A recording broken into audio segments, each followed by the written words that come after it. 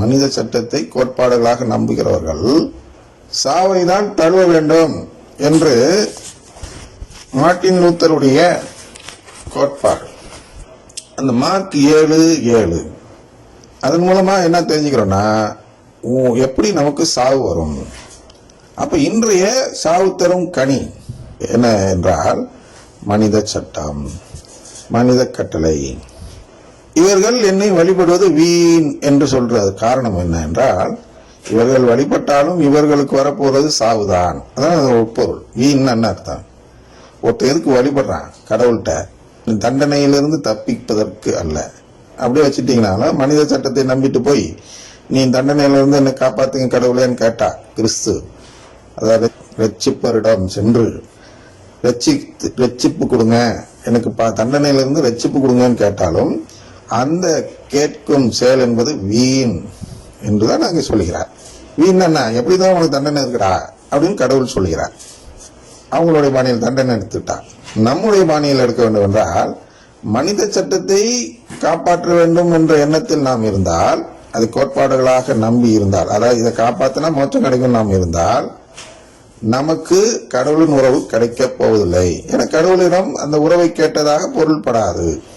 நம்ம கேட்டதில் என்ன, மனித சட்டத்தில் காப்பாற்ற எனக்கு உதவுங்கள் கடவுளே என்று சொன்னதாக பொருள்பட்டுவிடும். அதுலதான் முதல் கோணல் முற்றிலும் கோணல் என்று நம்ம விதத்தில் சொல்வது போல், மார்ட்டின் லூத்தர் முதல் குற்றச்சாட்டிலேயே கோணலான கருத்துடையவர் என்ற பெயர் எடுத்து விடுகிறார். அதனால் அவர் என்ன சொல்கிறார் என்றால், பார்க்கும் பொழுது, when our Lord and Master Jesus Christ said, repent, he called for the entire life of believers to be one of repentance. அப்படின்னா மனமாறுங்கள் என்று இயேசு சொன்னது என்பது, ஒரு முறை மனமாறிவிட்டால் அதற்கு பிறகு அவன் வாழ்நாள் முடியும் வரை அவன் அந்த மனமாறிய நிலையிலேயே என்ன செய்ய வேண்டும், மனித கட்டளைகளை கடைபிடித்து வாழ வேண்டும் அல்லவா அப்படின்னு கேட்கிறார். உள்ள அர்த்தம் இதான். அப்ப அதனாலதான் நம்ம மனம் மாறினாலும் மீண்டும் மீண்டும் பாவம் செய்கிறோம். ஏன் மீண்டும் மீண்டும் பாவம் செய்ய வேண்டிய சூழல் ஏற்படுகிறது என்றால், நாம் மனம் மாறியது மனித சட்டத்தை, அதாவது மனித கட்டளைகளை கோட்பாடுகளாக ஏற்றுக்கொள்கிறேன் என்று சொல்லி நான் மனம் மாறவில்லை. நான் பாசினத்துக்கு போகும்போது ஒவ்வொரு கத்தோலிக்கரும் என்ன சொல்லி பாசினத்தில் பேசுகிறார் என்றால், இதெல்லாம் எனக்கு சோதனையாக சாத்தான் கொடுத்தான். இந்த மனித கட்டளை எல்லாம் அடிப்படையாக வைத்து எனக்கு சோதனை கொடுக்கும் பொழுது நான் அதில் இடறி விழுந்து விட்டேன். எனவே என்னை மன்னித்து விடுங்கள் ஆண்டவரே.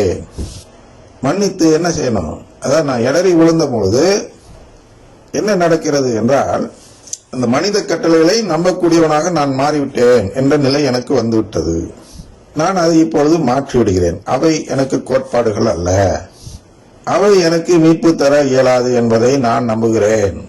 எனவே மீட்பு என்ற அந்த உறவு, ஃபிலியல் அடாப்ஷன் என்பது இந்த மாதிரி தவறுகளை பார்க்காமல் எனக்கு கொடுக்கப்பட வேண்டும். நான் விரும்புவது உங்களுடைய உறவை. அதனால்தான் பாவசிங்கத்தனம் என்பது அவர்களுடைய வார்த்தை. நம்முடையது எது என்றால் ஒப்புரவு அருட்சாதனம் என்பதுதான். தி சாக்ரமெண்ட் ஆஃப் பெனன்ஸ் அப்படின்னு 2வது இதுல வரும். 2வது குற்றச்சாட்டுல அதை சாடுவார். எதை? பாவசிங்கத்தை. அதை வேணால் வாசிச்சு விட்டு வருகிறேன். The word cannot be properly understood as referring to the sacrament of penance, that is confession and satisfaction as administered by the clergy. அப்படின்னு ஒரு இடம் சொல்றார் 2வது இடத்தில். அப்ப இந்த கன்ஃபெஷன் குறித்து அங்க பேசப்படுகிறது அல்லவா? அங்கதான் ரிப்பெண்ட் அப்படின்னா மனம் மாறி என்ன செய்கிறோம், கடவுளின் உறவை ஏற்றுக்கொள்பவராக மாறுகிறோம்.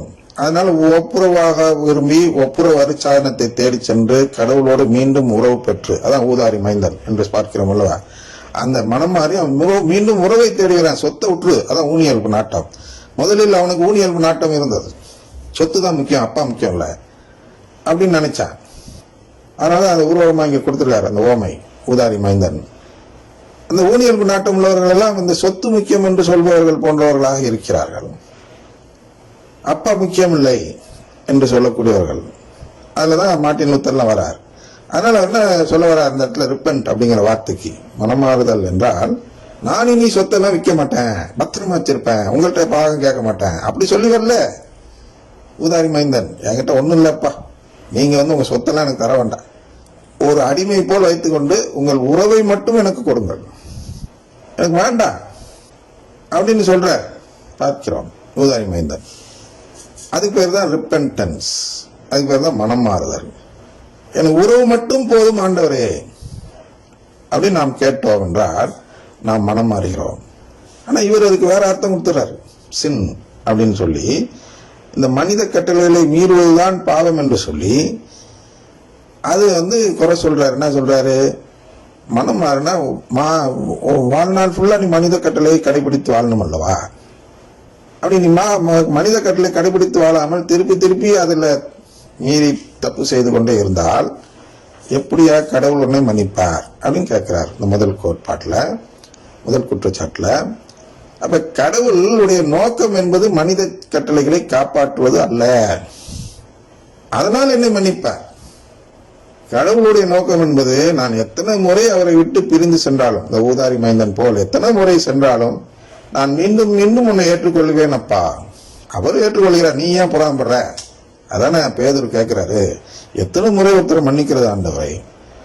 70 முறை அப்படின்னு சொல்றாருன்னா, கணக்கு இல்லாமல் உனக்கு எத்தனை முறை நீ உனக்கு மன்னிப்பு கிடைக்க வேண்டுமோ அத்தனை முறை நீ அடுத்தவனை மன்னி அப்படின்னு சொல்லி தரார் பேதுருக்கு பார்க்கிறோம்.